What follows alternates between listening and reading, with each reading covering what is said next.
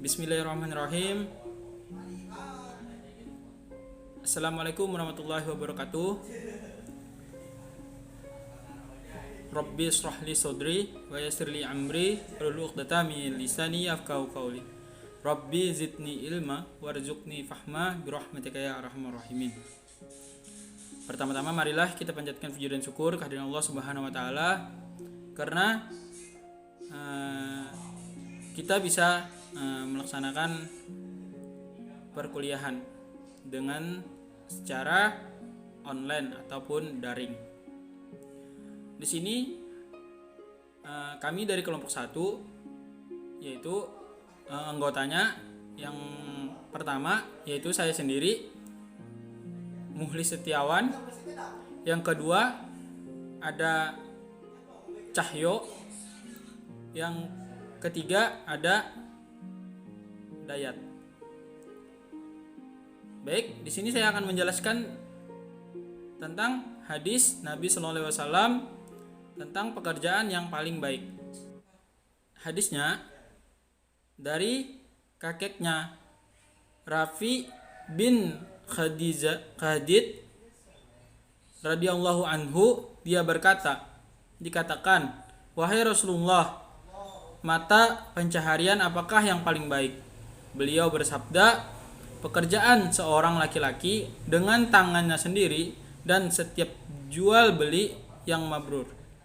Meskipun kadang Rasulullah ditanya dengan istilah pekerjaan yang paling baik dan kadang ditanya dengan istilah pekerjaan yang paling utama, ternyata jawaban beliau hampir sama, yakni pekerjaan seseorang dengan tangannya sendiri dan perniagaan yang baik.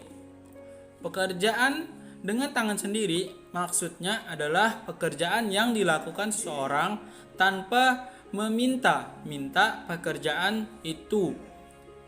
Bisa berupa profesi sebagai tukang batu, tukang kayu, pandai besi, maupun pekerjaan lainnya.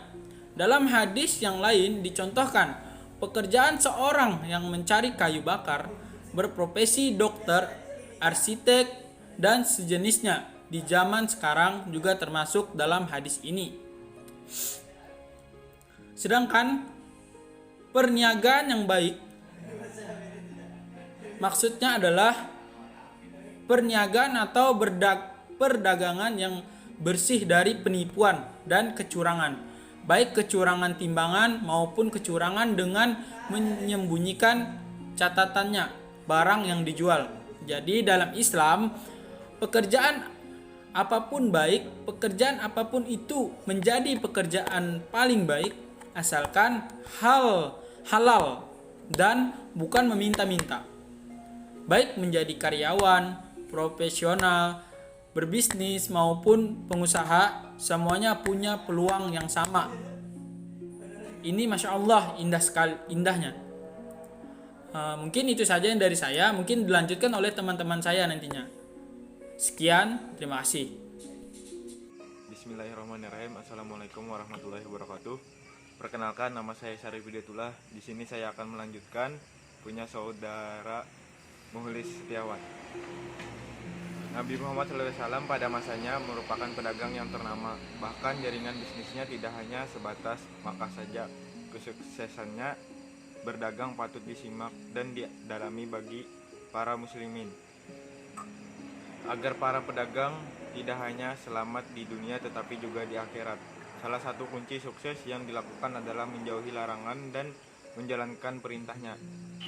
Allah Subhanahu wa taala menghalalkan jual beli dan mengharamkan riba.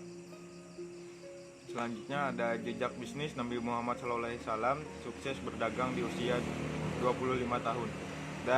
Dalam surah Al-Baqarah ayat 275, orang-orang yang makan dalam kurung mengambil riba tidak dapat berdiri, melainkan seperti berdirinya orang yang kemasukan syaitan lantaran atau tekanan penyakit gila. Keadaan mereka yang demikian itu adalah disebabkan mereka berkata atau berpendapat sesungguhnya jual beli itu sama dengan riba. Padahal Allah Subhanahu wa taala telah menghalalkan jual beli dan mengharamkan riba. orang-orang yang telah sampai kepadanya larangan dari Tuhannya, lalu terus berhenti dari mengambil riba, maka baginya apa yang telah diambilnya dahulu sebelum datang larangan, dan urusannya kepada Allah Subhanahu wa taala. Orang-orang yang mengulangi dalam kurung mengambil riba, maka orang itu adalah penghuni neraka, mereka kekal di dalamnya. Selanjutnya akan dilanjutkan Cahyo. Bismillahirrahmanirrahim. Assalamualaikum warahmatullahi wabarakatuh. Di sini saya akan melanjutkan pembahasan dari saudara Dayat. Pertanyaan seputar pekerjaan terbaik bagi seorang muslim sebetulnya sudah sempat ditanyakan oleh seorang sahabat kepada Nabi Muhammad SAW. Yang bertanya, wahai Rasulullah, mata pencaharian atau kas apakah yang paling baik? Nabi kemudian bersabda, pekerjaan seorang laki-laki dengan tangannya sendiri dan setiap jual beli yang mabrur atau diberkahi. Hadis riwayat Ahmad. Kita sudah mendapatkan gambaran besar seperti apa profesi atau pekerjaan yang terbaik menurut Rasulullah SAW. Oke, selanjutnya pekerjaan yang halal. Asy Syaibani mengatakan bahwa kas adalah mencari harta dengan menempuh cara yang halal, sedangkan toib maksudnya adalah usaha yang berkah atau halal. Pada zaman Nabi Muhammad SAW, para sahabat tidak bertanya manakah pekerjaan yang paling banyak penghasilannya. Namun yang mereka tanya adalah manakah yang paling diberkahi. Sehingga dari sini kita dapat memetik pelajaran bahwa tujuan dalam mencari rezeki adalah mencari yang paling berkah, bukan semata-mata karena menghasilkan banyak uang. Demikian penjelasan berharga dari Syekh Abdullah bin Sholih Al-Fauzan dalam Minhatul Alam. Lalu ada lagi pekerjaan yang dengan tangan sendiri. Sebetulnya ada dua mata pencaharian yang dikatakan paling diberkahi. Yang pertama adalah pekerjaan dengan tangan sendiri.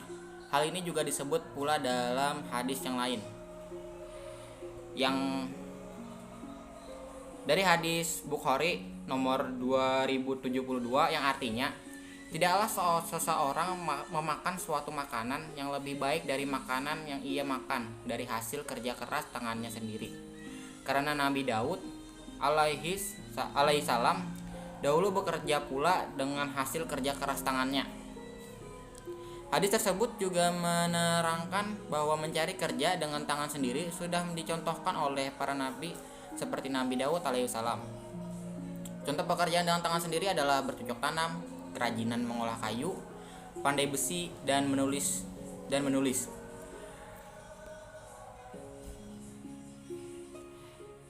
Selanjutnya ada jual beli yang mabrur atau perdagangan. Mata pencaharian kedua yang diberkahi adalah jual beli yang mabrur.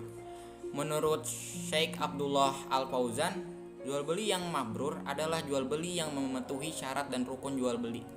Proses jual beli juga harus didasari oleh kejujuran serta menghindarkan diri dari penipuan dan pengelabuan. Lalu apa saja jual beli yang mabrur? Seperti yang telah dijelaskan di atas tadi, jual beli yang mabrur harus memenuhi syarat dan rukun jual beli, dan di antaranya ridho antara penjual dan pembeli. Barang yang dijual mubah berpemanfaatannya atau bukan barang haram. Lalu uang dan barang bisa diserahkan atau tidak ada goror, tidak ada kejelasan. Sekian dari penjelasan kelompok kami, kurang lebihnya mohon maaf. Assalamualaikum warahmatullahi wabarakatuh.